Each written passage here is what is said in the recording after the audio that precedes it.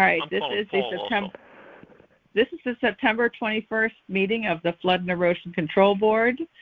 This is the chair, Becky Bunnell, speaking. And if everyone could just say who is on the phone, please.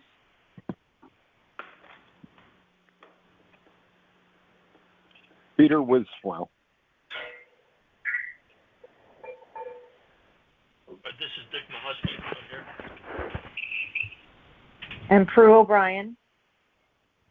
And we have a quorum, so we're going to go ahead and start the meeting. So I'd like to, we have a couple of people who might be dialing in, other members, but we do have a quorum. So I'd like to go ahead and move to item 1 on call, which is approval of the August 2021 minutes. Okay, this is Dick. This is Dick, and I move that the minutes be accepted with one. Do I have a second? I second.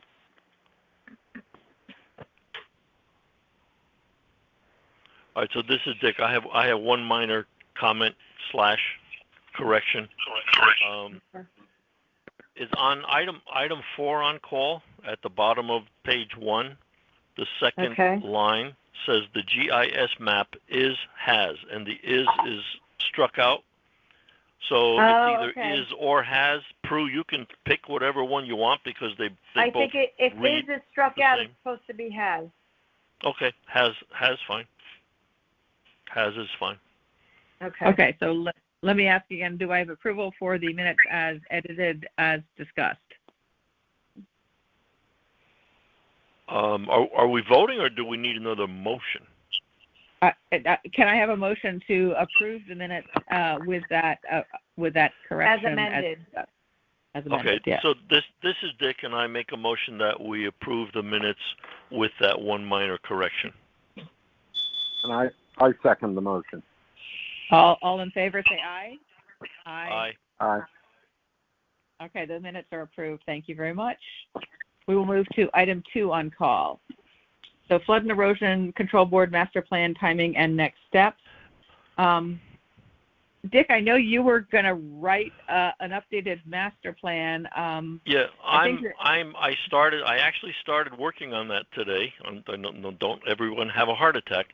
But I started working on that, and I went back to the previous master list, which is an Excel spreadsheet, and I'm going to update that and probably put another spreadsheet in that same workbook, because we have a number of items that have come onto our radar since then, both hard items and soft items. Some of them are on the ARPA approved or the ARPA list that is imminently pending. Going to be approved. It's pending, imminently going to be approved by the Board of Finance and Board of Selectmen. They did it yesterday, right? I didn't listen to that yet, but there Board were of no Selectmen approved it. modifications. Yeah. And finance is meeting tonight, I believe, and then RTM is meeting on the 27th. Prue, did you say that the Board of Selectmen approved it with no changes? They did not change the latest list. They approved. Whatever the most recent list was, they approved. The 9.9 version, which was discussed with Board of Finance, but they did not vote on it yet, I believe. Yeah. No, they're voting tonight. Okay. Yeah, Board of Finance is tonight, and RTM is the 27th. All right. So all of those things I need to roll into this master plan.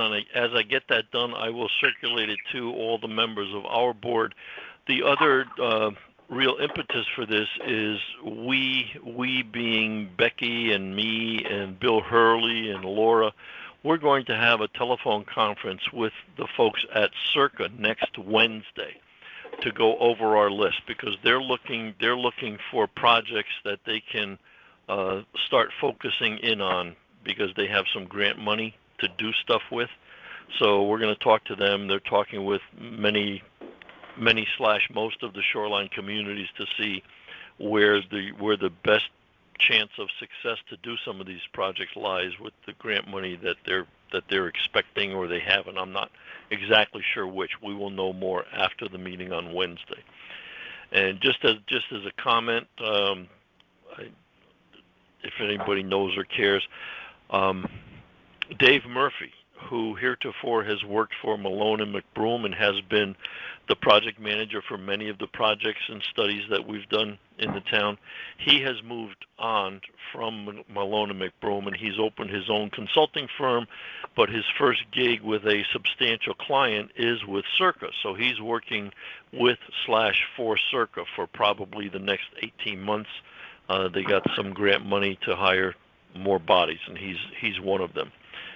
So that's a change. So it'll give us some continuity working with Dave because he is familiar with our town. So Dick, a question I have is the timing of the master plan and how it corresponds to the budget process, because I think that starts in the fall. And may have already started as far as I know, but I know that normally we would be starting to work with our DPW engineering counterparts and trying to make sure that certain items that we have on our master plan get put into the budget, waterfall master chart. Right. Do we know what that timing is? And I want to make sure that we are syncing up with that in enough time to influence that, as opposed to coming in after the fact and saying, hey, put us in. No, I do not know what the timing is. What I'm envisioning is that I'll get this done, and then, Becky, I would suggest you and I sit down with Bill Hurley and Laura and just go over this and see what's happening where, because one of the things as I'm going through this, we still have this Riverside Drive tide gates that's just sitting doing nothing. And we have money in the capital plan for that. We're not waiting on any grant money. We're going to fund it ourselves, but that's just not moving, and we really need that to happen. So he was things waiting. Like last I talked to him, which was about a couple months ago now, he was waiting for one last approval of DP. He said it was almost ready to go. So okay, but when I talked to John Richer at the wastewater treatment plant meetings, John Richard told me a couple of weeks ago, he says, no, we have all the permits in hand. I'm just wondering what's going on. When's it going out to bid? Because the next step in John Richard's mind is that it needs to go out to bid so we can see what the prices on the street really are for that work. So I don't know. I don't know. I'm getting mixed good question. signals. We need to figure out what's going on with that. Yes, I agree. And that's part of the whole master plan / project list / budget. Right. That's why I need to get the updated paper completed in front of me, and then we'll call Bill and say, Bill, can we meet with you and Laura on, let's say, Monday of next week, and then get ready for our conversation Wednesday with the Circa folks. Yeah, why don't we try to meet Monday? Do you want to try and set up a time either the 27th or 28th before the Circa call, and just so we can kind of review it pre Circa? Yes. Why don't you, if you're okay with that, why don't you set up some time? The only time I can't do is 10:30 on the 28th. I can't do, and then I have a couple meetings. Otherwise, Tuesday is best for me because I can do any time besides other than say 10:30 to 11:30. Okay. What did you say about Monday? Monday I can do any time in the morning. Okay, because I can do any time in the morning, not afternoon. And yeah, then so Tuesday I'm free all day. Morning. What did you have Tuesday? Tuesday I have something from 10:30 to 11, which is a hard. I can't move that. Okay, so we can do 1 o'clock till 4 o'clock on Tuesday. Yeah. Okay. Okay. Great. All right, I'll set that up. I'll set that up for either Monday or Tuesday. Great, and I think that's perfect. That would lead into the Circa meeting.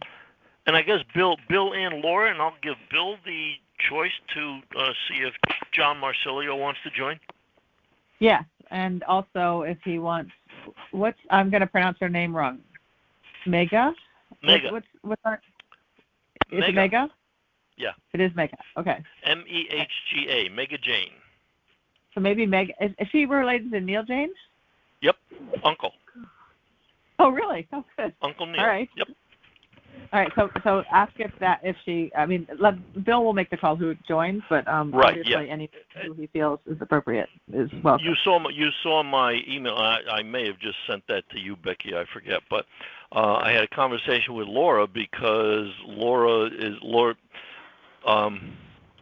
Bill Norton, who is the wastewater treatment plant superintendent, he is leaving to go to another job in mid-October. And during that conversation, Laura shared is how she's out of here on May 1st, 2022. So she's only got whatever it is, 9 months to go, 6 months to go. And I said, well, gee, so since you're leaving, do you want us to include Mega in all of our flood and erosion control board stuff? So she has an awareness of what's going on. And Laura said, yeah, sure, do that. So I started copying Mega on various stuff. Makes sense. All right. Is there anything else on master plan, or should we move on to ARPA funding options and next steps? No, that's all. I just have regirded my loins, and I have to get that done. So, as I said, today's Tuesday. Hopefully tomorrow I will have a first version to send out to you guys for comment, and then we'll go from there. And when we get it whipped into shape so that we're not missing anything, then I'll send it to Bill and his folks so they can take a look at it, and we can meet and go over it on Monday or Tuesday. Perfect. All right, so let's move on to item 3 on call. So Peter and Dick, and just for the minutes, we have multiple flood and erosion control projects in the ARPA funding list. I was very happy to see that the town, Brenda and her staff, had originally put on quite a few of the original projects in the original list. The Brewster River project, downtown infrastructure, as well as Perry's Green were in the original list. And then we, as Flood and Erosion Control Board, had sent a letter asking her to consider adding another project that would more directly impact the floodplain beach area, because that was noticeably absent from anything in the list. And that is a significant part of our flood challenge for the town of Fairfield. So she actually, she and the Board of Selectmen listened and put in a $400,000 project for a high-intensity wave action, which I was delighted to have her include. Hello, everybody. I just got home. Hey, Don. Sorry about that. They couldn't give us a room, so we. Really? Don Lumber, who is now joining the call. Okay. He's our and we are doing it just as a telephone conference because we were not able to get a room at Town Hall. Sorry. Okay, sounds good. So we are actually, Don, just so you know where we are. We are on item 3 on call on the agenda, and I was just reviewing the ARPA funding. And sounds good. Okay. In the final version that's going to the Board of Finance, and hopefully we'll get approved tonight, and we'll get voted on by the RTM. We actually got a beach area high-intensity wave action project for $400,000 included in it. So I was very delighted to see that they listened to us and are responsive. And now we need to work with Bill to kind of put a little bit more specificity behind that and figure out how we want to design an RFP to bid that out. Hey, Becky? Yes. The Perry Green project, what exactly is that? So we wanted to look at the area that has, I believe it has some tide gates there, and also repairing of the bulkhead. And I had asked Bill, as part of that, to look at, DEEP allows you to raise the bulkhead by 1 foot whenever you're doing a repair of an existing structure. So I'd asked him to add that into the proposal and make that part of the bid. He said he would explore that. So that it's basically mitigating flooding in the Southport area and updating and repairing the existing tide gates. Okay, the tide gates, I don't think are part of Perry Green per se, but they're 100, 200, 100 feet away. It certainly makes sense. I might be wrong. I thought it had tide gates. I could go back and check that out. I don't actually. No, Isn't it right across the street? They're adjacent. They're adjacent. It's all part of the same water activity at the Perry Green area. Yeah. Agreed. There's a stream that comes down by Trinity Church there, and it feeds into the harbor immediately adjacent to Perry Green. So as Dick said, I mean, it might as well be the same project. Yeah, and I know that the Pequot Yacht Club had asked us to try to coordinate with some timing of work they're doing to see if we could save money. So I did want to follow up with Bill to see if there is a way we can reach out to them and coordinate, because obviously if we're bringing equipment in to do work from a town standpoint, and we can coordinate that with the private enterprise Pequot Yacht Club area, that presumably can save both of us money. Yeah, I would hope there's some serendipity there. That would be a nice move, in as much as I recall, the yacht club bulkhead is lower now than even the current Perry Green bulkhead. And so if they were to raise that, in as much as just beyond the yacht club, it's a steep hill, so nothing's needed. That would cover a big gap along there. Yeah, that would be really nice if we could do that. And I know that they had some more things they wanted to do. They wanted to switch around where their loading ramp is, the ramp that allows them to bring boats down, and they had a couple things they were looking to do. So they, I think they were probably a year out, but we're probably also a year out. But we have to do it. If it's in ARPA, it has to be done within 2 years. So there is some urgency to do any coordination if there is going to be coordination. Yeah. Becky, may I ask one other one? The Rooster River. Dick sent a great photograph of a large tree in the river, courtesy of the late August, early September storm. The ARPA funding, will that cover Dick's suggested cleaning up of the river? No. That project is only for the detention basins. Okay.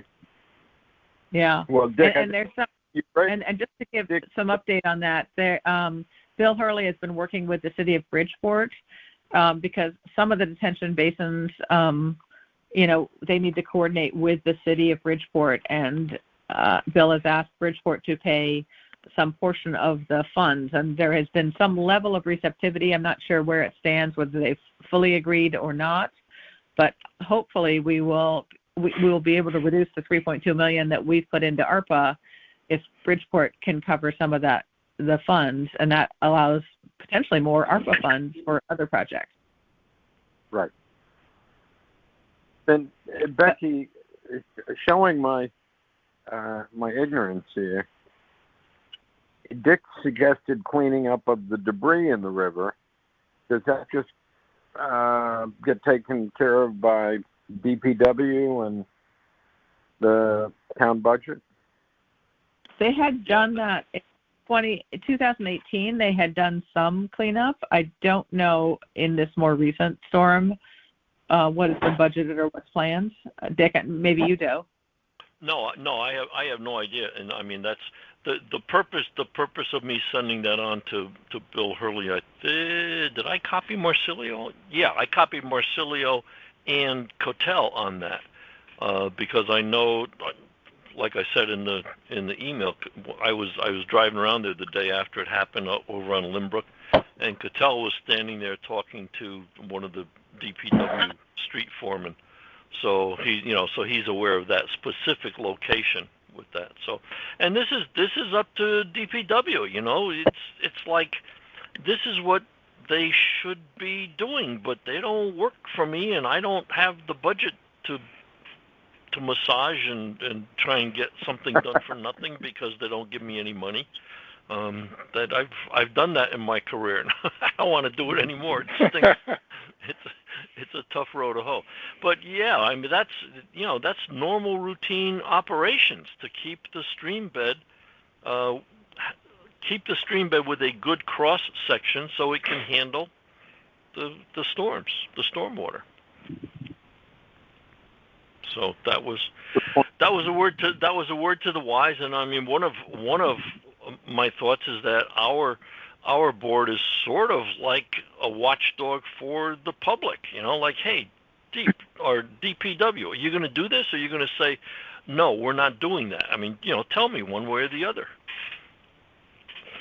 Well, Dick, I think you would agree that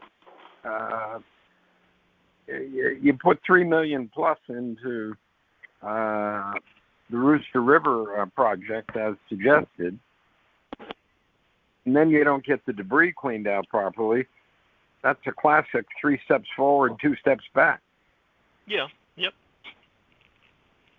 Yeah, I don't know that DPW is not planning on cleaning the debris. As I said, they did do that after the 2018 storm. So I think we shouldn't second guess and assume they're not. My assumption is they are. I also attached the slideshow from those public meetings we had just to remind the current players, because none of the current players were here then. Brenda wasn't here, Cotel wasn't here, Marsilia wasn't here, so none of them were here for that. But that's kind of, okay, here's our game plan, residents. This is how we're going to keep the Rooster River as free-flowing as possible. And have they done any of that? I don't know. I'm waiting. Well, as I said, they did after 2018. So the question is, yeah, but that was only down between the Mountain Grove Cemetery and the Board of Education. Just that big open space there. That's what they cleared out. They also cleared out all the culverts that had gotten clogged and stuff too. I mean, there was. Oh well, yeah, okay, yeah. But I guess what I'm saying is they did not go and clean out the stream bed, because one of the photographs that she sent with the Limbrick thing was a submerged shopping cart that was lying on its side, and the shopping cart was all covered up to the side with debris and flotsam and jetsam that had settled out in the stream bed. So there, if you want to clean it back to what the original stream bed was, you've got at least, what's a shopping cart, 2 feet wide? You've got 2 feet of muck to get out of the stream bed. Yeah, I mean, okay. I mean, I think they're, yes. So I'm not sure that flood and erosion needs to be the ones to address that, but I think we have done our job in alerting DPW to the issue, and then it's up to DPW to move forward. I agree 100%. It's just, it's like a word to the wise should be sufficient, and maybe 6 months from now we'll see, hey, was it sufficient? Did you guys actually clean out the stream bed or what? So I also want to mention one thing with regard to the ARPA funds and the $400,000 for the shoreline study. That is singularly due to our chairwoman being so persistent in asking the same question time after time after time until the powers that be realized, this is a good idea. Why don't we put it on the list? So thank you, Becky, for doing that. Yes, thank you, Becky. You're welcome. Thank you all for supporting us. It's a Flood and Erosion Control Board together. All right, unless there's any other questions on ARPA funding, I'm going to move on to item 4 on call then, which is, Peter, I'm going to turn it over to you, reviewing sort of our where we stand with the tax appraisal data and what our next steps are. You caught me. I spoke with the young lady that you referenced a minute ago, Mega Jane. Yes. And she said that she would undertake to put together the data we needed, and my apologies, I've not followed up. I will give her a call tomorrow. Okay. Did you get everything you needed from the tax appraiser's office, though? Are you comfortable that we've got what we need to do the analysis? I don't think we can do the analysis until we could, with a lot of work, we could do it with the data from the tax appraiser All right, office. let me jump in here. I went over to town hall. I talked with Mega. I got a little better insight as to how they can manipulate the GIS system. And what I need to do, and that's where I found out that Yap Pratt is out on maternity leave with Circa. What I have to do is find out where those drawings are of the title surge, because between Mega and Scott, the surveyor, they have the ability to overlay a template on the GIS map of the town. They can overlay where the Cat 2 storm is going to be, where the Cat 1 storm is going to be, where the Cat 3 storm is going to be. With that overlay, they can then say, hey, system, take every residential property that's within the Cat 1 designated overlay and put it on a list. And then take every residence that's in the Cat 2 overlay and put that on another list, and same thing with the Cat 3. So they can slice and dice the data like that. What I don't know is whether that will bring over the assessed value of each individual property. But that's what we have from the tax assessor. We have an Excel spreadsheet from the tax assessor that lists every property by street. So if we take her data and marry it to the tax assessor, we can figure out what the value is. Now, Dick, I have a question. Can they also overlay a 2050 20 inches of sea level rise along with those other variables? And like, let's say worst case, and maybe it's not worst case, but let's pretend like it's worst case, because I'd hate to see it be worse than this. Let's say that we get the 20 inches of sea level rise and a Cat 3, what does that do to the town? That to me is worst case. Now, I know you could get a Cat 4, so I mean it may not be worst case, but maybe we should only plan for that. But that would be my worst case scenario. If they could model various sea level rises along, I know it's adding a lot, so we should maybe give them a list of what we would ideally like, what combinations we'd ideally like. Well, the thing that I'm seeing is my next step is I have to get back in touch with Circa and see, okay, all these, because there's been newsletters and use this to, hey, we have this new tool here. It shows you how the water's going to come and flood Sikorsky Airport in a Cat 1 storm, or what the sea level rise is going to do. But it doesn't give you the GIS by address, and I think that's the key, is the by address, because then we can correlate that to the tax data and get an exact number. Becky, it was, and Dick will correct me if I'm wrong, but it was my understanding that engineering had access to the street addresses, and that they could lay it on top of the town map with the street addresses, and that those street addresses also had attached the necessary values. Yeah, but it doesn't give any intelligence as to whether that particular address is in a FEMA AE10, AE11, VE14, VE15. It doesn't give any of that intelligence. That's why I took the spreadsheet that you got from the assessor, and the first thing I did was sort by street, so that you have one street at a time, because right now they're hobble gobble around. It doesn't, it's not by street. It's by parcel. They have some kind of index number or something. So it's arranged by index number. And I started doing that, and then I went and I looked at the GIS map. I put the FEMA overlay on the GIS map, and I added columns that said, okay, this property is in an AE11 zone. This property is in an AE10 zone. But that's like 6 years of work the way I was doing it. So it's untenable.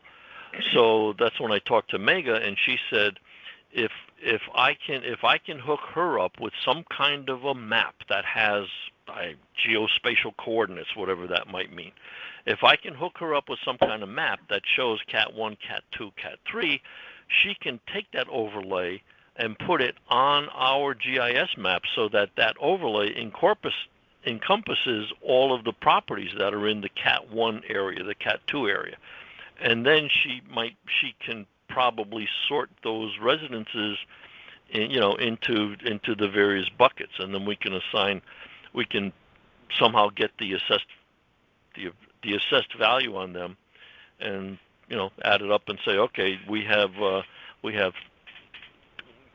$2 billion at risk in a Cat 1. We have $2.5 billion at risk in a Cat 2. We have $4 billion at risk in a Cat 3. So, gee, folks, don't you think we should spend a couple $1 million for mitigation? So Dick, my understanding, and I think I'm just repeating what you just said, but that if we can provide the tax assessor with the addresses, which Mega would give us based on Cat 1, 2, 3, that the tax assessor can then give us, it can slice and dice values any way we ask them to. Or we can just do it ourselves. But yes, we can either go back to the tax assessor and give him, street number would be, Penfield up to number 118, and everything from 118 down is counted, and anything from 118 up doesn't get flooded. So we could either do that, or we could just do it ourselves by just, doing cuts of the Excel database. Yes, because they've given us the spreadsheet. Right. We just need the overlay that Dick is suggesting to know how to slice and dice. Exactly right. Well, did I send around the initial preview of what I was trying to do with that spreadsheet? I don't recall if I did or not. I don't think you sent a spreadsheet. I got Peter's spreadsheet. If you did some slicing and dicing, I don't know that's the original. I took the original and I did stuff with it. Okay, but I think to your point, we need Mega's versions, and we probably need to give her a simplified list of what we want. I mean, you said you asked for a Cat 1, Cat 2, Cat 3 storm. I'd like to see a worst case Cat 3 plus sea level rise. No, I heard that. So here's my next step is I have to talk to Circa and figure out where I can lay my hands on this inundation map, and then give that to Mega/Scott and see if they can take whatever format that's in and overlay onto our GIS map. I thought through GIS Mega could do that. No, the GIS does not have that information. The GIS only has the FEMA overlay, which is the various flood zones. And Becky, that's why we started off with south of the Post Road, but carving out Sasco Hill, which is a pretty crude demarcation. But that was something that was very doable. But if we can get the Cat 1, 2, 3 info that Dick's talking about, that would be light years better. Yeah. So So the question then becomes, and Dick, it sounds like you're already talking to Circa. If YAPRAC wasn't able to do it before she went out on maternity leave, then the question is, when does she come back, and where are we on her priority list? I mean, John Trzynski might have that. I need to have the conversation and get educated as to what resources they can point me to that I can then. Well, she supposedly was doing that for us. She had agreed to do modeling for us, and that was exactly the modeling we asked for. So the question is whether she got to it before she went on leave or not. Don't know. If you go back, Becky, do you have like an email or something which lays out what you're asking her for? Yeah, let me track that down and resend it out. Or was it just a conversation? It was definitely a conversation, but I think I'm pretty sure I followed it up with an email. So I will check that. I don't remember seeing that in an email form. But if you could track that down, that will give me a starting point to go to John Trzynski and say, "Hey, John, what do you know about this? Was it ever done? Does she have a file folder on this, and what's in it?" Yeah, was it ever done? And if it wasn't, is she still hoping? Can she still do it? And what's the timing? Exactly. Yeah. Okay. Well, Peter, thank you for pulling this together. Dick, thank you for following up with Mega. And it sounds like we have some follow-up to do with Circa to make this all work, and we have a plan to do that. So anything else on tax appraisal data, or should we move on to item 5 on call? No, I'm done. All right, so item 5 on call is the proposed charter revision requests. So as Dick pointed out, we have some new guidance from the state that we need to request that we incorporate at least parts of that into our new town charter, but also we had a discussion about a year ago of some other things that we wanted to include on the town charter when they came up for revision. So apparently a charter review board has been approved through the BOS, and my understanding is that happened in the last BOS meeting, or at least it was on the agenda of the last BOS meeting. Yeah, that was on yesterday's, right, where they enumerated the members, the proposed membership of it. Yep. It was a little unclear to me how those members were selected, because I never heard anything go out, asking for people who wanted to be on it. Were they just assigned by the town, or was there a call for? That's my sense. My sense is that maybe somebody really wants to do it and called Brenda and say, "Hey, Brenda, put me on the charter revision committee," or the administration just picked people that they thought would do a competent job. Yeah, it's sort of weird, because that's not normally how most of our boards and commissions are. People self-select and ask to be on it, and no one was even alerted that there was a commission forming, even though everyone kind of knew it was coming, and no one got a chance to ask to put themselves on it. So it's sort of a little weird, but anyway, it appears that we have a new charter commission, so we need to put our request into this new charter commission. So we have a couple things we need to request, and if we go back to our letter that we had started to craft about a year ago, we had said that the Flood and Erosion Control Board, we wanted to actually go and increase our member number to 7 with, I believe, some alternates. Go from 5 to 7, so that's number 1 that we want to put in. We also, given the new state renaming of Flood and Erosion Control Boards, need to change our name, and so we'd like to request the charter officially change our name. And Dick, do you want to outline the 2 options you're recommending of our new acronyms? No, because I don't have that right in front of me. I'm going through my. It was either FREB or FERB. Yeah, FERB or FREB or something.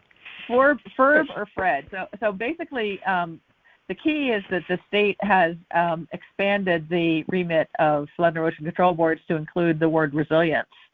And so we could either be a really long-winded, unpronounceable acronym, or we could just add resilience into the Flood, Erosion, Resilience Board, so that would be FERB, or the Flood Resilience Erosion Board, which would be FREB. And we would just leave off the word control, even though that was sort of part of it. But just in terms of just making our acronym more pronounceable, Dick was recommending we shorten the state-mandated, total long name to FREB or FERB. Yeah, well, just for the acronym, we would still, in official documents, we would still be the Flood Erosion and Climate Resilience Board, I think is what it is. Oh, man, getting complicated. It's incredibly hard to pronounce as an acronym. Yeah, that's what I mean. FERB works for me. And I don't. Yes. I mean, the statute does not give an acronym. Sometimes do the statutes sometimes give acronyms? I think they might. I'm not sure of that though. It didn't. I didn't see anything. So we can choose to make our own acronym. I think. That's what I think. So I personally am a fan of FERB only because I think flood erosion. It's Resilience Board is more similar to what we are now, Flood Erosion Control Board. So flood erosion, yes. Adding resilience in makes sense, and it's close to our current acronym, which is FE Flood and Erosion FEBC. We would just FERB instead. FECB. We are currently FECB. Yeah, right. So we'd be FERB instead. Right. Yeah. Change the C to an R. That makes sense. So if everyone is in agreement, we would use the acronym FERB just because it's close to what we are now. But I do think we need to add the Charter Commission to go from 5 to 7. And then the other thing that we talked about was expanding our remit of the sections 25 to 85 all the way through 25-95, which we currently only are in our charter, the 25-85, and we don't have the full remit of the full amount that is allowed in the state statute. So I assume we would want to propose, and we probably would want to propose that in 2 stages. Say at minimum we would want to expand our charter from 5 to 7, and we want to have 2 alternates. And then we would presumably also recommend the following, which is expanding our remit from the 25 to 85 through 25-95. Didn't the 95 have the ability to tax things? We didn't want that, did we? That was allowed. That's the Stormwater Commission. Or whatever they call it. It's supposed to be a stormwater utility, but within the 25-85 to 25-95 does allow us to bond and to create tax districts, I believe. Did we want that ability? I don't think we did. It gives us the ability to do that if we want. We don't have to do it, but it gives us the ability to do it. Huh. Well, the way I look at this is that if Flood and Erosion Control Board has these powers, that gives the administration another tool to use, because we can't do anything without getting funding, quote unquote funding, as approved by the other town bodies. So even though the statute says we can do that, we can't really, because we need the administration to support that. So I look at this as us giving the administration another tool to work with.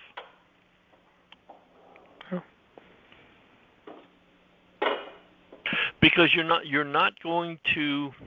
Well, oh no, I don't know. Maybe not. I was going to say you're not going to get a volunteer body to do all of that. But then I'm thinking of the sewer commission. They set sewer rates and set taxes for the sewerage and stuff, but they direct staff to do that. Okay. And we would direct DPW and engineering staff. Yeah. Okay. Okay. Sounds good. But then they see they don't get involved in the income. You know, they don't really get involved in the income. The finance group, the board of finance, gets involved in how they're funding stuff.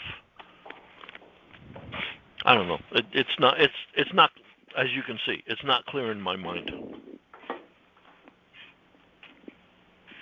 But circling back, this Stormwater Commission and the Climate Resilience Fund, those two things need to come into being. I mean, I would like to see those two things come into being in our town. I don't know what the proper mechanism is. I don't know if that needs to be in the charter.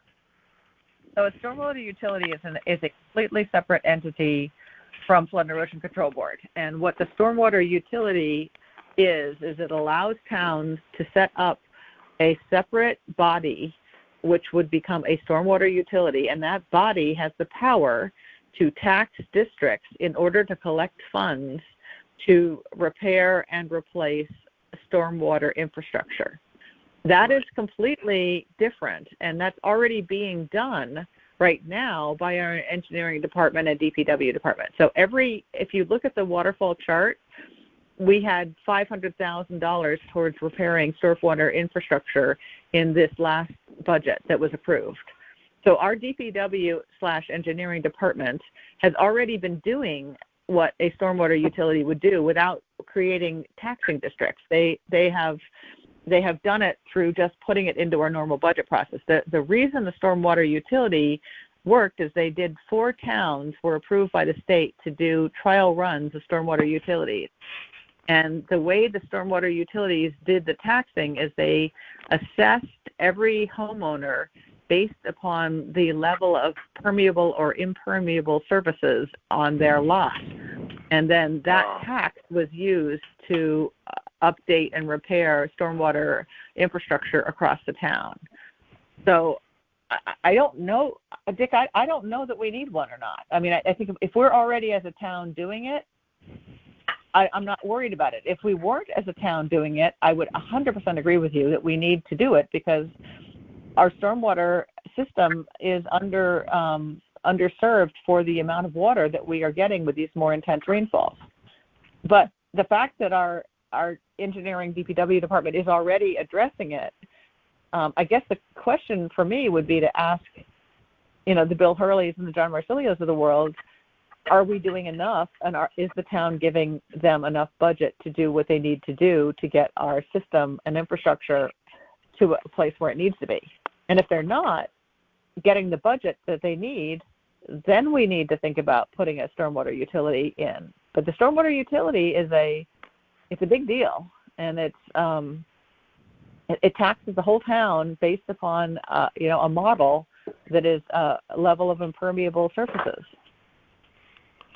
Yeah, and since it's a big deal, I would submit that DPW administration does not have the resources to do anything more than they're presently doing. But what they're doing might be enough.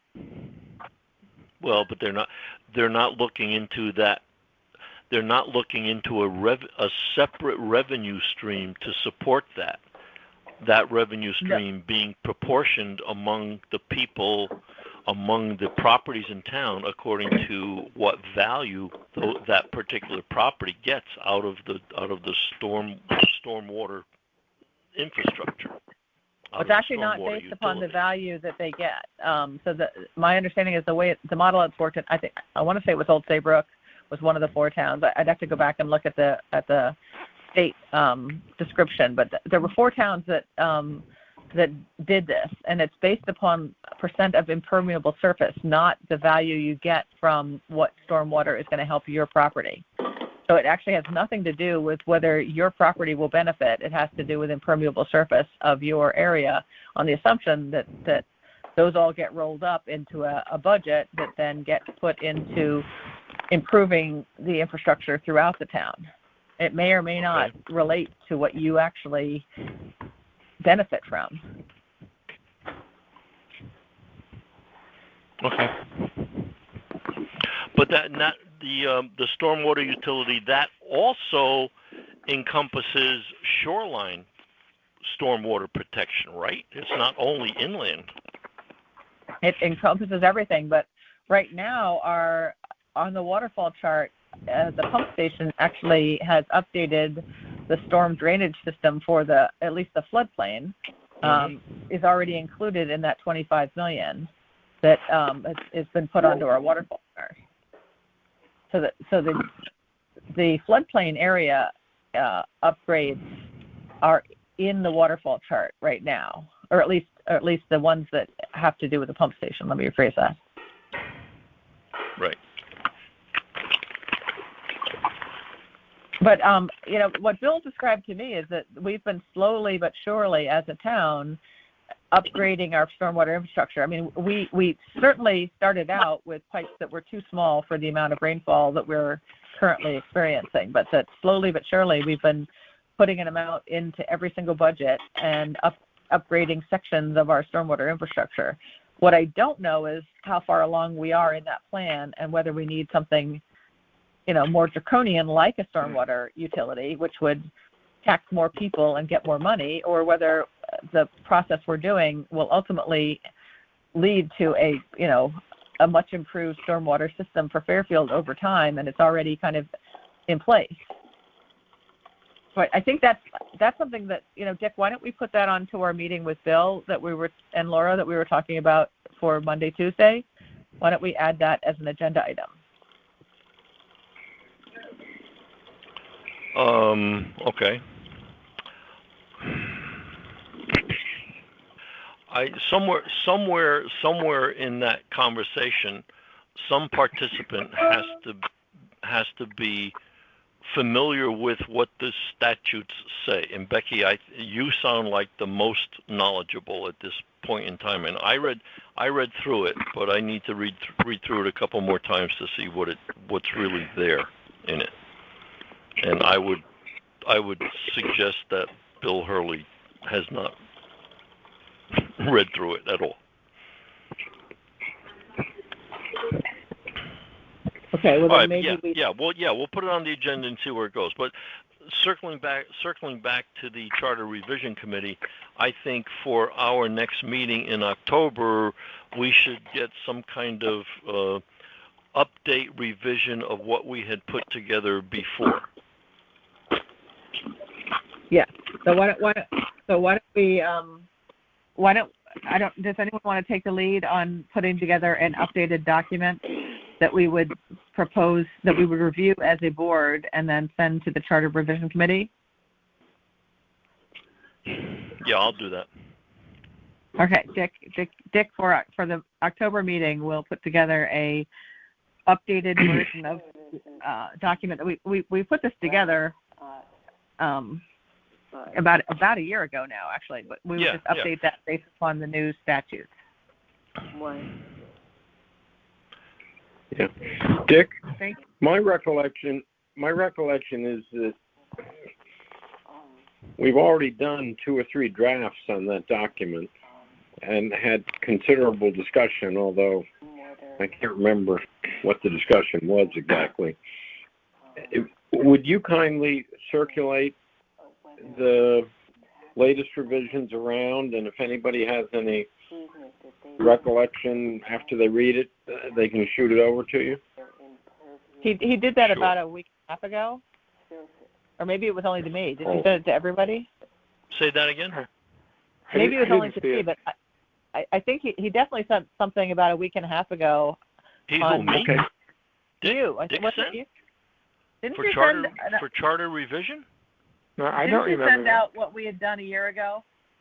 If I did, it went in one ear and out the other. I don't recall doing that. I may have. Oh, I mean, a lot of things come across my awareness, and I send things out without. I could have sworn I saw something from you on charter revision just recently, but I could be wrong. I think I did send out the text of the statute updates. All right. On Friday, August 27th, you sent to the full board I attached a copy of Monday's special BOS meeting agenda. Note that this is the beginning of revising our town charter. Actually, I stopped in and had a brief chat with Tom Bremer on Wednesday. I attached copies of the draft documents our board was working on last summer. So dust off your files on this topic as I propose it be an item on our 921 agenda. So we are now on 921. It is a topic on our agenda because I put it on because Dick asked me to.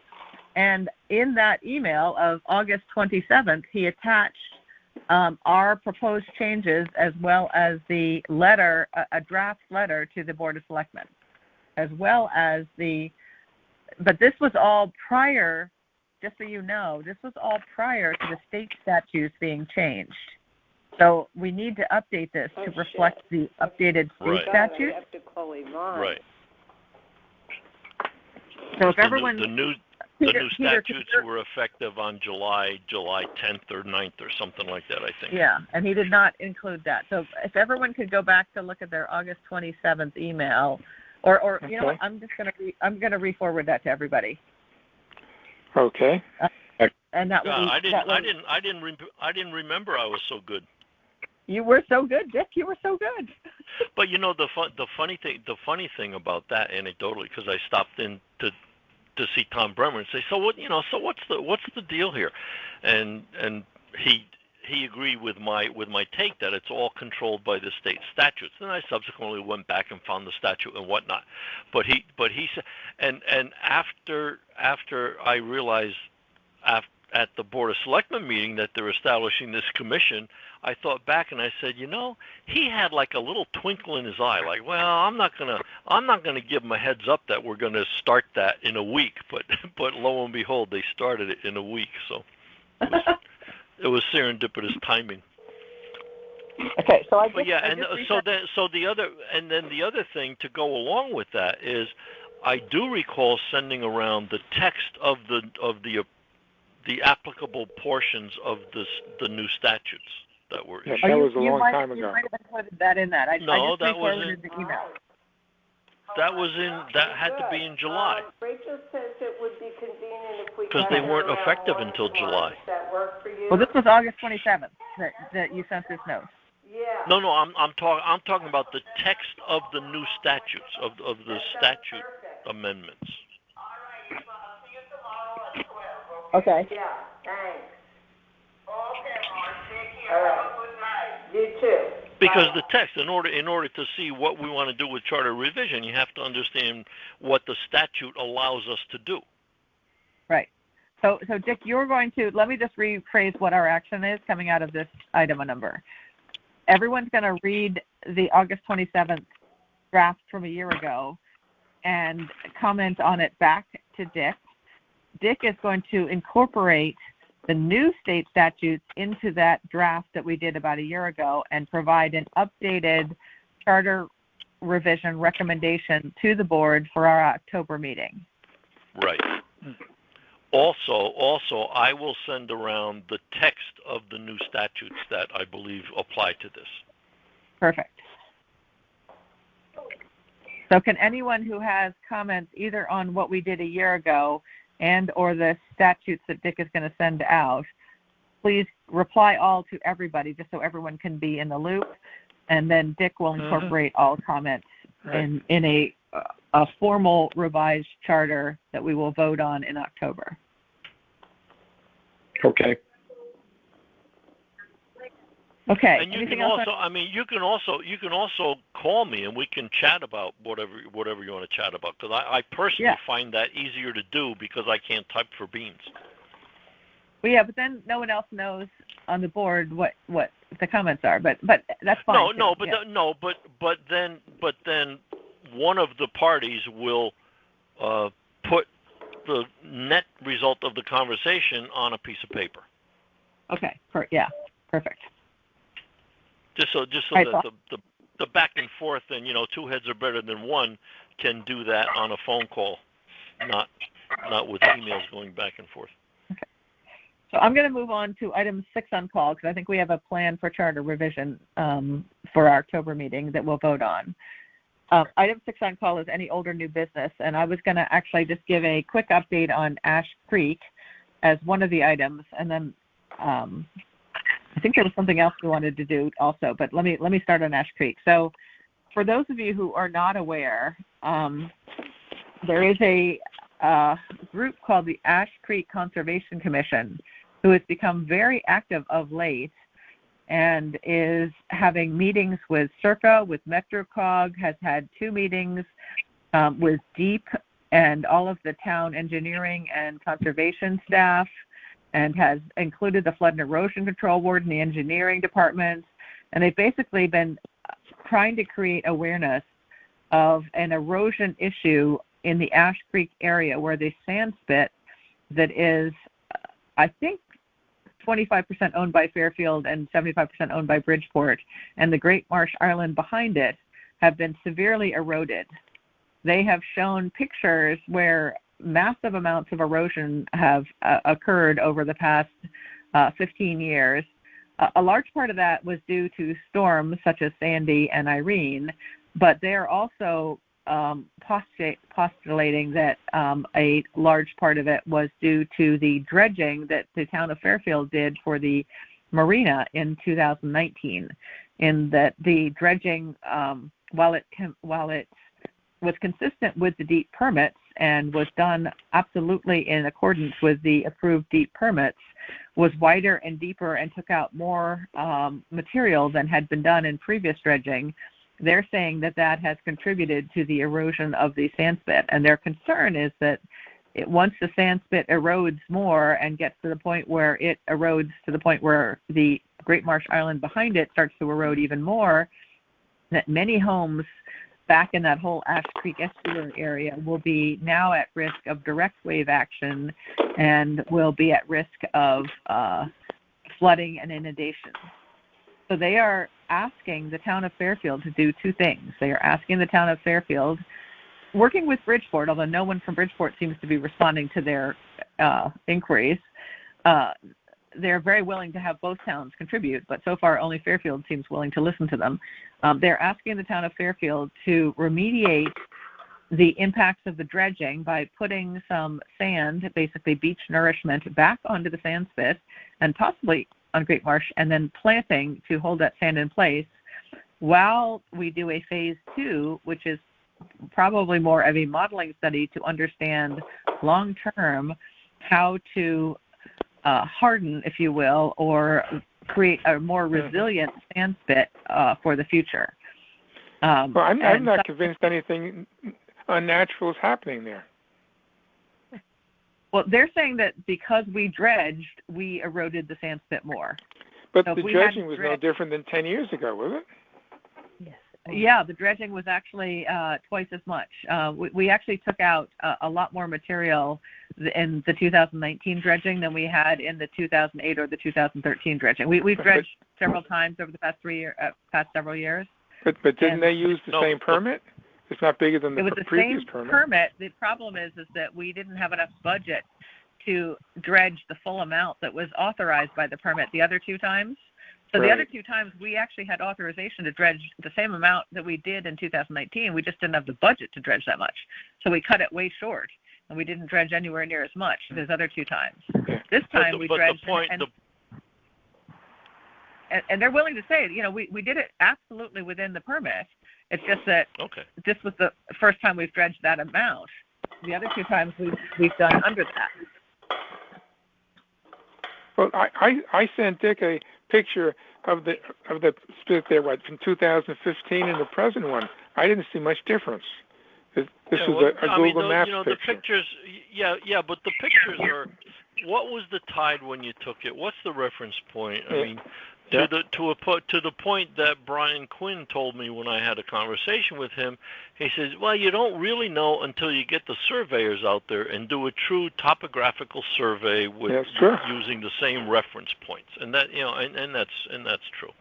But they claim there's 40 feet have been lost.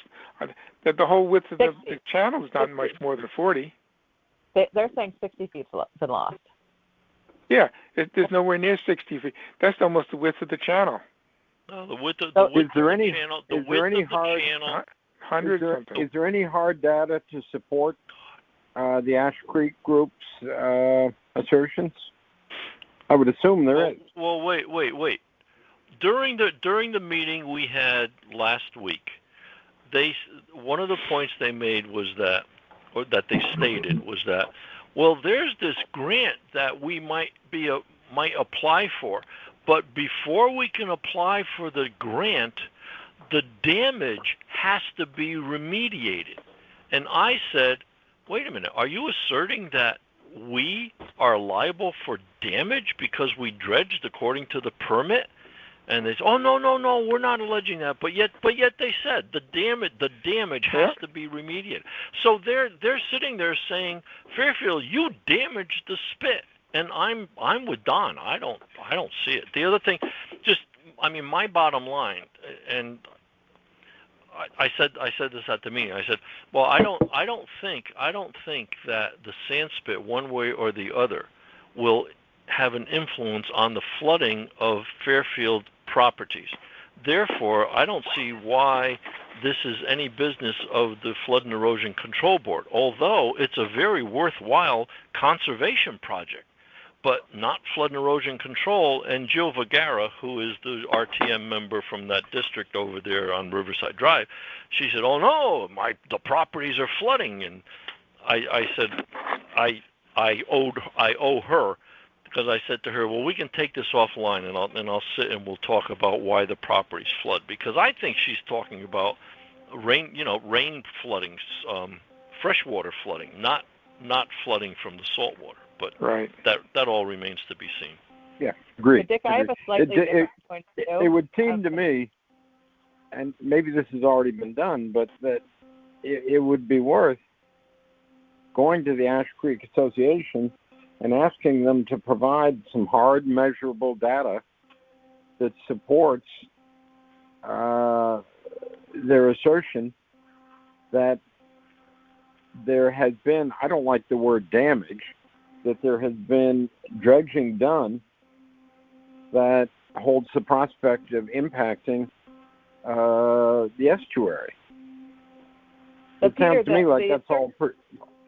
The assertion that they're making is twofold.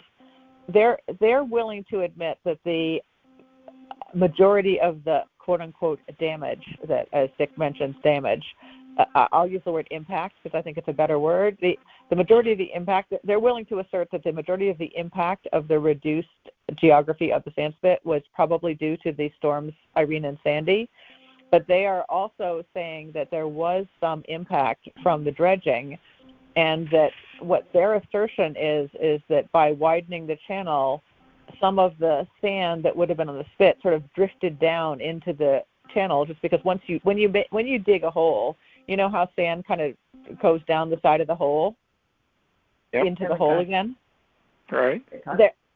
That's what they're saying happened just naturally, and that's what they're saying happened with the sandspit. And their assertion is that they wanted and would like to have, they would have rather had Fairfield, instead of putting that sand on Jennings, put it back on the spit, because their assertion is that the reason it needed to be dredged was because the sand that had been on the spit had kind of gotten into the channel, and so the town then dredged the channel, and the sand that they dredged came from I the would spit. question that assertion right there. Actually, that's the literal drift. That normally that sand might come from Stratford or further up the line. You don't know where sand came from. Well, it came from that direction, and so what they're saying is that rather than putting it on Jennings and Fairfield taking 100% of the sand, even though the sandspit's only owned 25% by Fairfield, they're saying Fairfield should have put, if they wanted some of it to go to Jennings, great, but some of it should have gone back onto the sandspit because that's where it came from. So that makes sense. That does make sense. And all they're saying is help, and what they're basically saying is help us do a short-term remediation. The cost, the way I calculated it, we're talking about $60,000 to do some plantings. It's $2 per beach grass plug. And then, if we wanted to truck some sand in, I don't know what the price is for that, but, the whole thing would maybe be $80,000 or something. Do that so that they can apply for this grant. And what they're saying is this helps everybody in that whole estuary area, including the Fairfield houses. And they're saying that's what they're asking the towns to do. And they're perfectly willing to have Bridgeport pay their share. It's just that no one from Bridgeport seems to be answering their calls. So their request was to Brenda, and Brenda actually joined the meeting at the end. Brenda, can you facilitate a conversation with Bridgeport and see if they'd be willing to share the cost for this? And they're not saying, in my understanding, Dick, that this is going to stop flooding, because water is going to flow through Ash Creek. If there's a storm surge that comes, it's going to come right around the Sandspit and Great Barrier Island and go. They absolutely are saying that, and that's my they're saying it's going to stop the wave action. No, they're actually not. They're saying that it's not a flooding issue. It's a wave action issue. They're saying that if the Sandspit and the Great Marsh Island go away, now waves will rush directly into Ash Creek and will have more damage than just floodwater. So let's say that there was storm surge of 10 feet. Everyone knows that the storm surge of 10 feet is going to come into Ash Creek no matter whether there's a Sandspit or not. If the water comes, the water's coming. I mean, it's going to go 10 feet high. The difference is if there's no Sandspit and no Great Marsh Island, now you've got the 10 feet of storm surge, plus you might have an extra 3 feet of waves. And that's the damage they're talking about. Okay.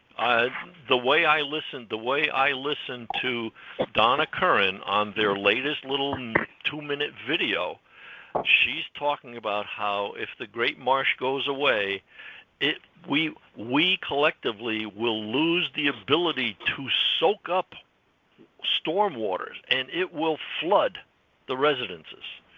I mean, I don't know. Well, I think she might be using language that's not 100% correct, but I think that's my point. But all the language they use promotes hysteria.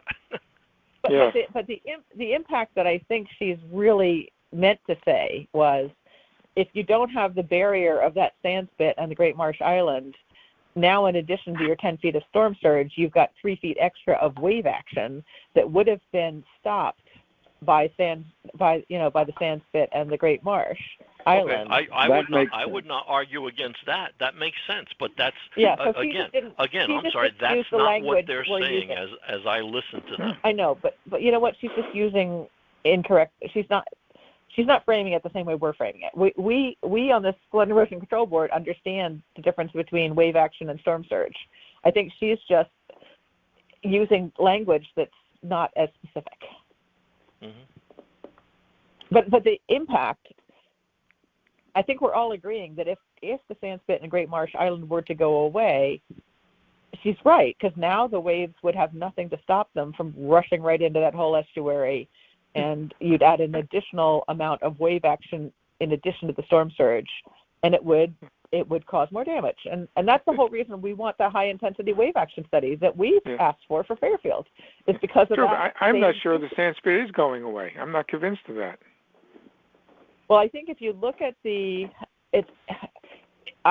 Don, I actually agree with you.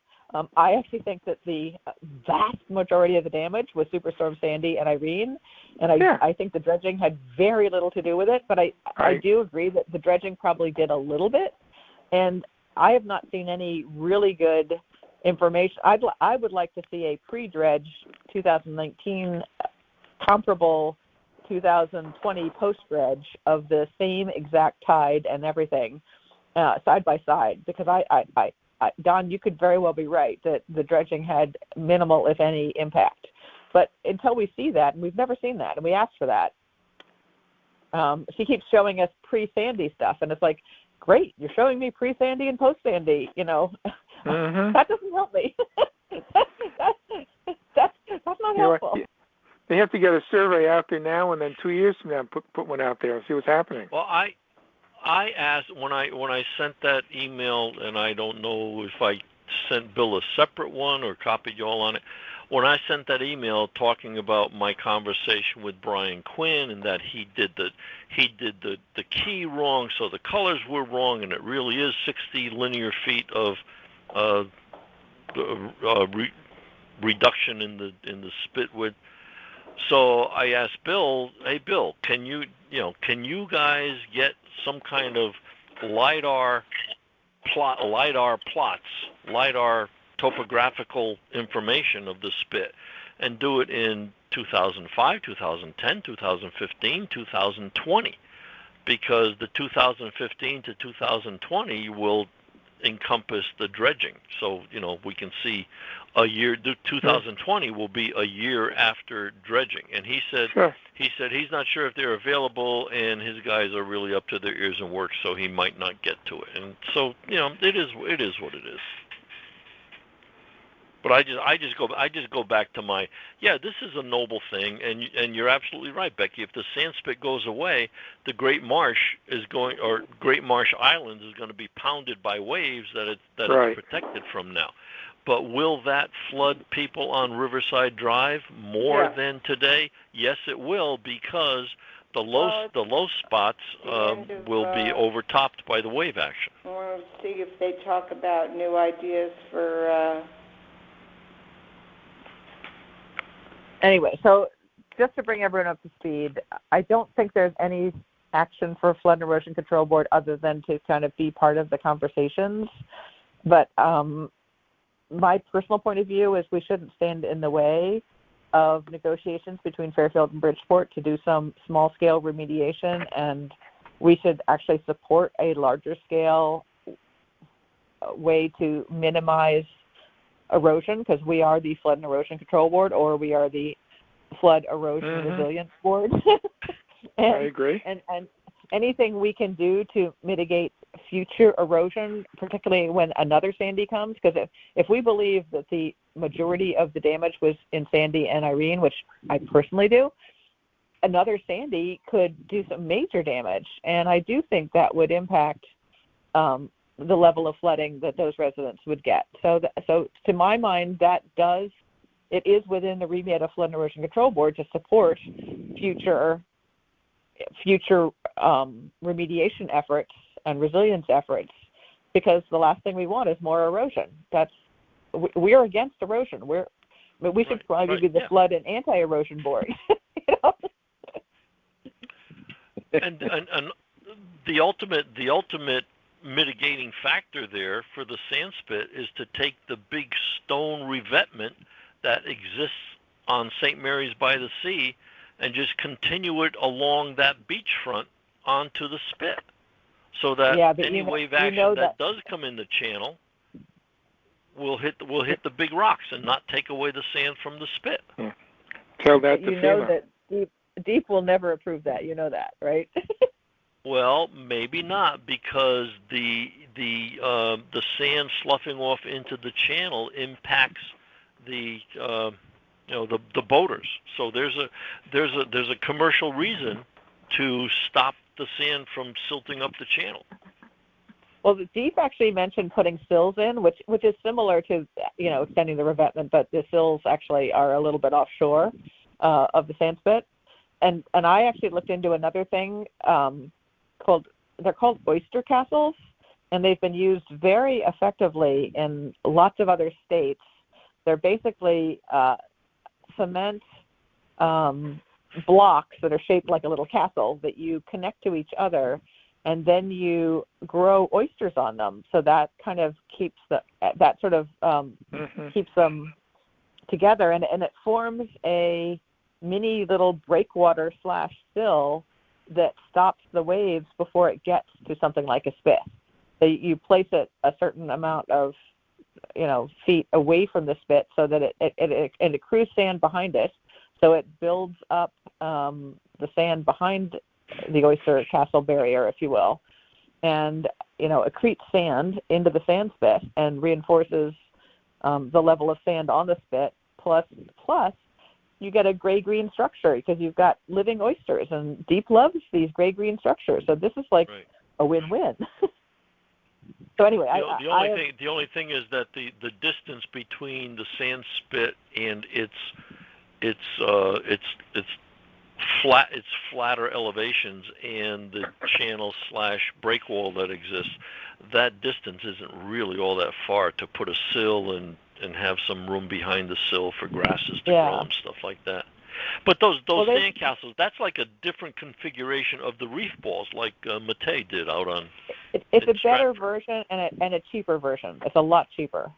Okay. I looked into the cost, and I've already had conversations with the guy who makes these things, and he's sending me a bunch of pictures from where it's been used in other states, and they've used it really effectively. They've built some really big breakwaters with these things, and then they've used them as sort of smaller control structures. So it's I shouldn't say control structures because that's like a bad word. Resilient structures. So as soon as I get the information from him, he said he was going to send it to me. I'll shoot it around to all of you guys. But I don't know if that's the ultimate solution, but it's something we should look into. Okay. Anyway, so the action that came out of the DEEP meeting was a short-term and a long-term. Brenda's going to talk to Bridgeport about cost sharing, a small-scale short-term, and then presumably cost sharing some longer-term modeling. And DEEP pretty much suggested that we model what the literal sand drift is and how the storms would impact, future big storms would impact erosion, and then see if we could model things. The people that were there were from RACE in the second meeting, and they basically said, Becky, I'm confused. There was a teleconference with DEEP, and I was not a party to that. But was Brenda on that? Was Brenda on that also? Brenda was only Brenda on the just stuck her head in at the end of the second meeting. Yeah. So at the end of the second meeting, she agreed to try to facilitate a conversation with Bridgeport to help cost share at least the short-term mitigation while we looked into how to fund a longer-term. So what does Ray say about the dredging? Do they think the effect has an effect? They were pretty cagey, in my opinion. They said it probably had some effect because they agreed that, when you make a wider channel, a little bit of sand drifts into the channel. When you dig a hole, sand drifts in from the sides. That just happens. Yeah. So they were willing. Dredge. Yeah. Go ahead. They were willing to admit that. What they said is this dredge was absolutely done according to permit and was absolutely within the guidelines of everything that had been approved by DEEP. And what this dredge does on the sand spit side, if you will, this dredge just removed the accumulated sand so that the channel width and depth was back to what it was when the channel started. Right. The only thing, and in full disclosure, the only thing is they did over dredge by 1 foot. What that means is that the bottom of the channel, I'm making up this number, I don't remember it offhand, but at low tide, there is 6 feet of water depth in the channel. And they dredged it so that there's 7 feet of water dredge in the channel. And that's called over dredging, and that is to allow for some passage of time to silt up the bottom of the channel and still not get it to where it's only 4 feet deep at low tide. And the other thing that they probably should have done is, since there is a fairly strong hypothesis that a lot of the sand that had gotten into the channel that caused it to be dredged came from the sand spit, we should have put some back on the sand spit, but we didn't. We took it all and put it on Jennings. And so part of what Ash Creek is saying is, hey guys, our sand spit contributed to your need to dredge. You should give us back that sand and make our sand spit whole again. That's all. That's what they're saying. Right. Now, I was looking at their thing there. It says, quote, dredging should be scaled back. We don't need deeper and wider dredging for bigger boats. Is anybody alleging we need bigger boats and deeper stuff? I don't think that's a fair assertion. Well, Don, that's their second point. Their second point is we should scale back future dredging and not allow deep boats to go in there anymore, because I don't think we're asking for bigger boats, are we? Well, the reason that we dredge the full amount this time, it's because bigger boats have gone in there, but no more than the permit allows. I mean, we're certainly still, the boats are still within the permit. They're saying we should just arbitrarily make a choice to reduce boat size, so next time we don't have to dredge as much because we don't have as many big boats. Therefore, you don't have to dredge quite as deep. So that's their request. They're not saying we need to do it. They're just requesting we think about it. And I think realistically, the town of Fairfield will probably choose to say thank you very much, but we're going to keep with our current boat size. Right. That's my guess, but okay. I'm not. That's not my call as on the Erosion Control Board to decide boat size. I think we should aim to get some data so that we could look at it now and look at it 2 years from now and see what is changing. Right now, everybody's just guessing, aren't they? I have not seen a true before dredge and after dredge sand spit like for like photo. So right. I share your questions, Don, that how much the dredging actually impacts the sand spit. What I do believe is that we probably should have put some of the sand back on the spit, because I do believe that some of the sand, a large part of the sand that got dredged came from the spit, and we should have put it back. I got to get by that. Anyway, so that's sort of the Ash Creek update. There's no immediate action that Flood and Erosion Control Board needs to take. I'm planning on trying to attend as many of these meetings in the future, and Dick probably will as well. So we will keep the group up to date on anything that impacts anything we need to think about. It probably should go on our waterfall chart, though. So, I mean, Dick, I'm going to put that on our activity list. I think I call it our activity list now. Yes. Okay. Yeah. And this would be a soft item at the moment. I would put two things on it. Project. I do the short term and the long term as two separates, though, for Ash Creek, because there are two parts to it.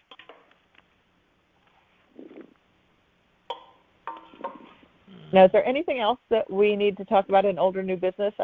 For some reason, there's something in my mind that said. Yeah, let me just ask Don for an update on the Ash or the Pine Creek Residents Association, the meeting.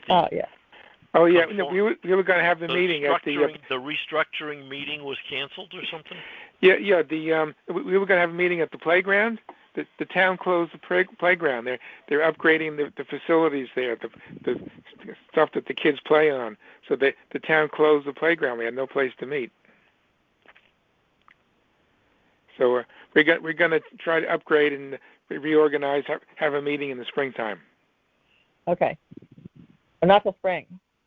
Didn't Ginley say something about a Zoom meeting? He was, but he wanted to have a meeting very much, and I said the most important thing is to have it's a social thing right now. No, we haven't met in 3-4 years. Mike hasn't called a meeting. No one knows it. There are so many new people here. You want to get to meet people and talk to people, have pizza and talk to them, and that's how you get organized. I thought the most important thing was to meet people and get some kind of social organization going again. It's not just to have a meeting for the purpose of having a meeting. That was my opinion. Okay. So I'd like to get it going in the springtime. Okay. All right. So I have two things, and this some of the meetings. I don't know who, maybe Conservation Commission. They have an item on their meeting called communications, and we just got 2 emails, which is rare for us. One was the Lynbrook situation with 105 Lynbrook that we mentioned already, and then the other one is 811 Hillside Avenue, where Macy Golden is talking about. Is the dam, what's the rating on the dam? Is it going to flood my land out? Oh, my God, the town put curbs there, and I don't really follow all that. But I did send to Bill Hurley, I sent around some talking paper on that I did, trying to educate myself. And then I sent a copy of that to Bill Hurley. I said, Bill, this is an FYI. I have no idea why Marcy Golden sent this to FECB. Is this truly a new item? Have folks in that neighborhood reached out to, quote, the town, unquote, previously? I'd appreciate any background you may have. Thanks. And he just wrote back to me briefly. She did visit our office and discussed flooding issues. I appreciate your research. Thanks, Bill. So I don't know if this belongs on our list. It's certainly it's an inland floodway. Floodway, I guess is the word. I drove up there this afternoon to take a look at it. And it looks like this little tiny creek goes flying. It's probably like a property line between two different lots. And that's what. In one case, it was like 6 feet wide. Yeah, if you'd been there for the storm. Yeah, and so the question is, if it's just a little creek between two properties, is the town liable, or is that something that the neighbors are liable, the homeowners, are they liable for it?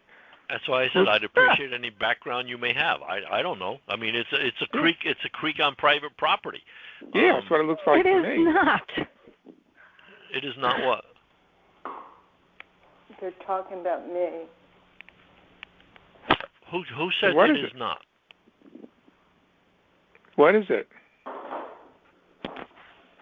Okay, I don't know. I wasn't sure what it was. Wait. Is everybody still on the call? I am. I'm here. I'm here. Oh, okay, Peter's here. Becky? I'm here. Okay. And Prue? Yeah. All right. I don't know. I'm here. I heard something. I'm here. I heard something that didn't make sense to me. Yeah. Anyway, so are there members of the public on the call? Oh, that's a question. That's a good question. Yeah. Are there? Yeah. Is Mrs. Golden on the call?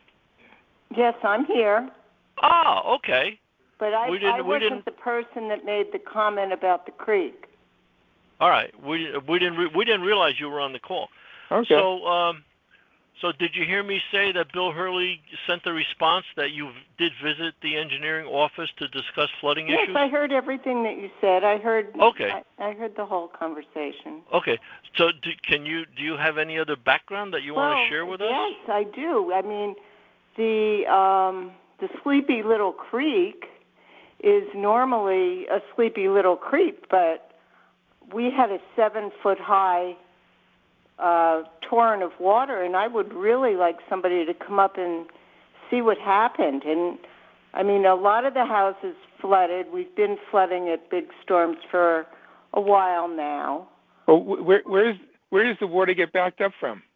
Well, it's amazing how much water goes into the creek. It starts all the way up on Congress. It goes. Yeah. There's another little tiny brook coming in from Farmstead.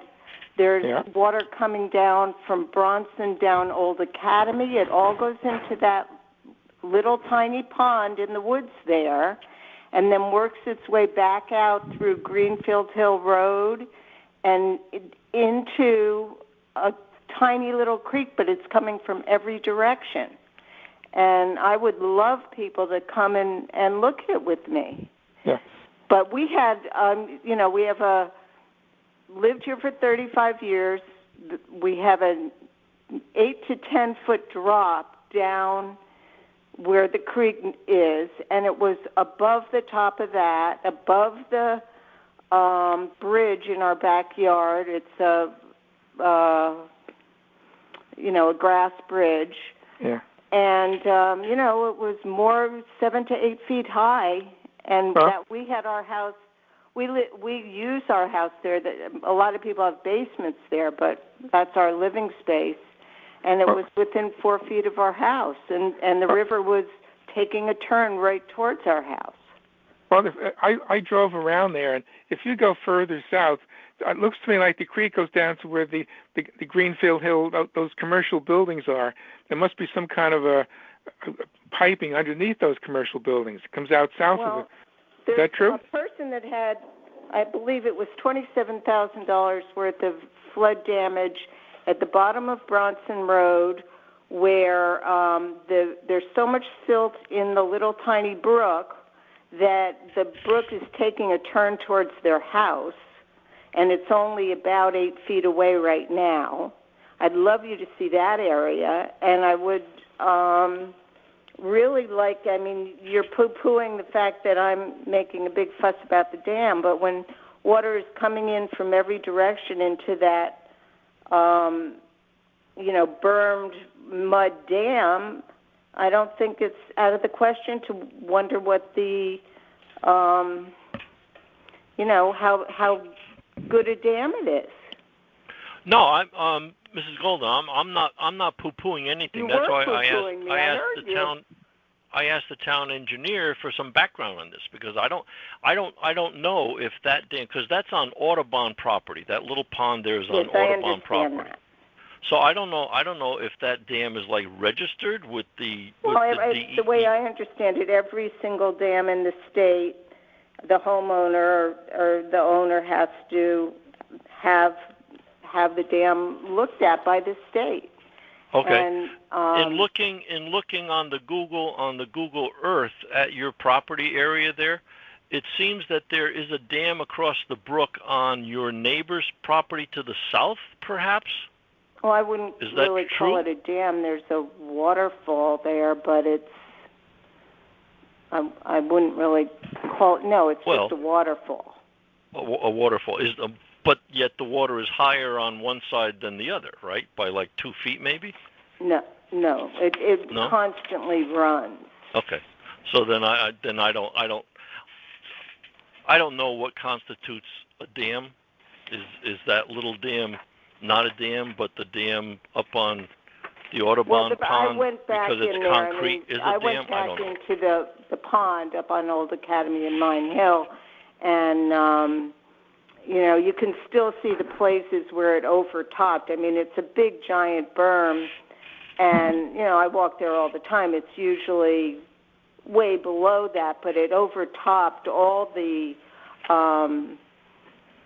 you can see the places where it went over in about 10 different spots rather than, coming through the dam itself. It came over the top on the sides.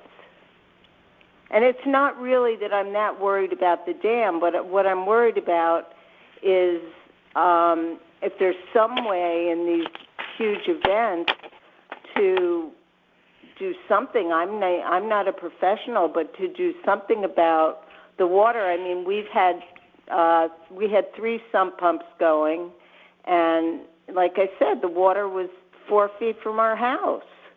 Mm-hmm. And it was flooding the basement. I'm not complaining about my basement flooding, but it was 6 inches from flooding my whole downstairs. So it's not, it's a sleepy little creek, but when you see a 7 or 8 foot high wall of water coming through there, it would be good for people to know about it that are professionals. So my understanding, and this is Becky chiming in, is the whole purpose of putting the $3.2 million of detention basins in is to stop that level of water coming down that far into Fairfield and try to stop it way further up in the water course and hold it so that it can more naturally seep in. That's fine, and I know it's helped a lot of people in the neighborhood. Well, it hasn't started yet. We haven't done it yet.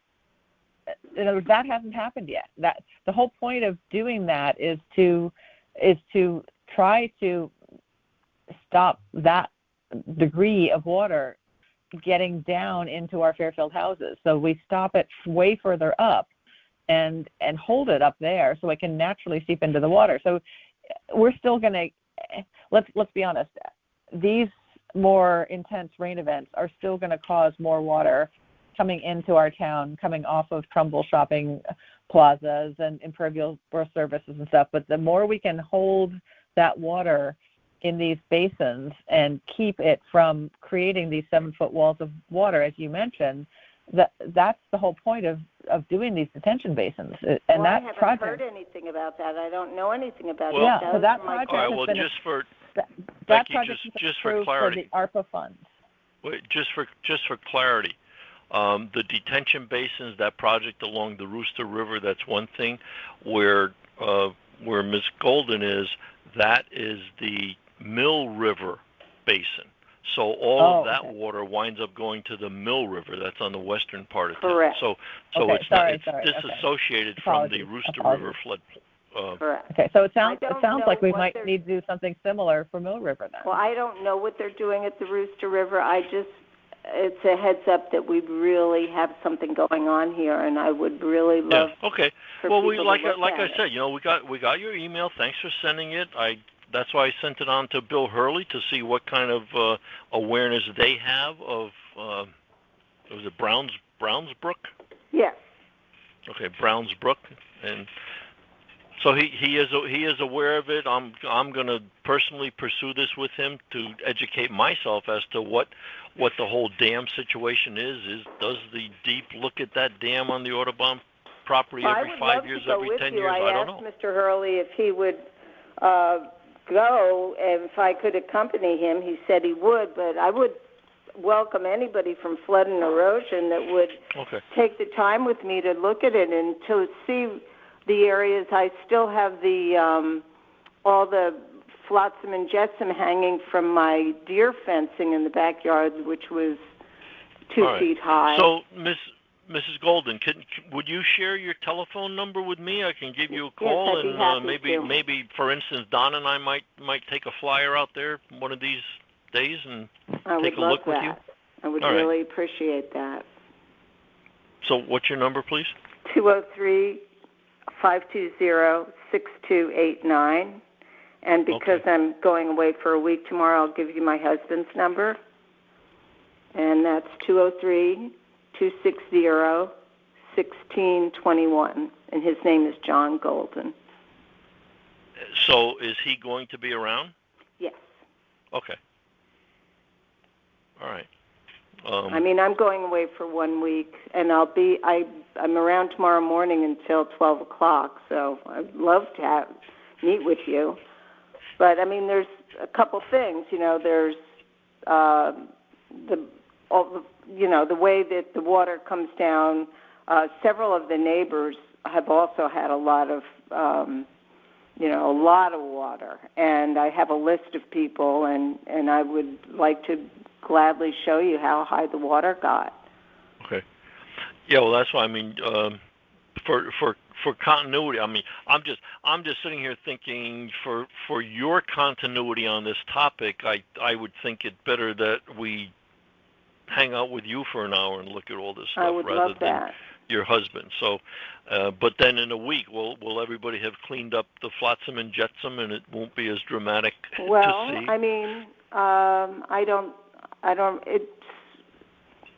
No, I think you'd still be able to see. The leaves will be dropping. All right, that's fine. That's fine.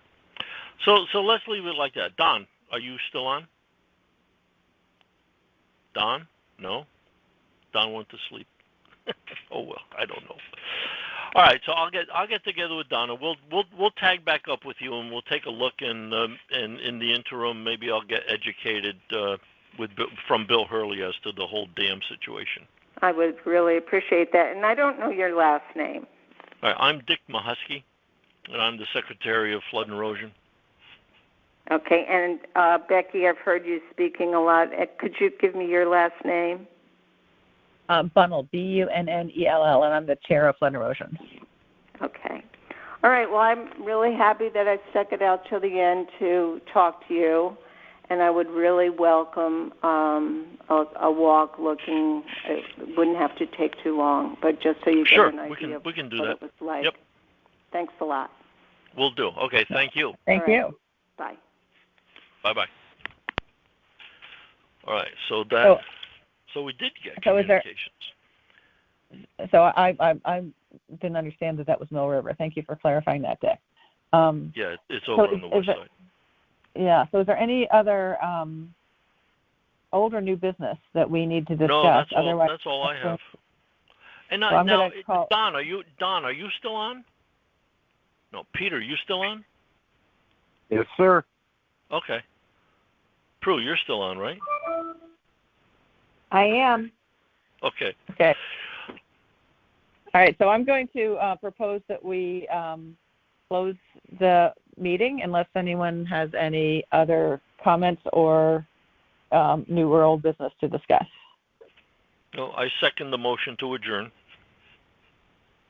All right, the Flood and Erosion Control meeting is now adjourned. Thank you, everybody, and we have lots on our plate for October. Yes, we do. Everybody be busy. Good night, Okay, everybody. bye-bye.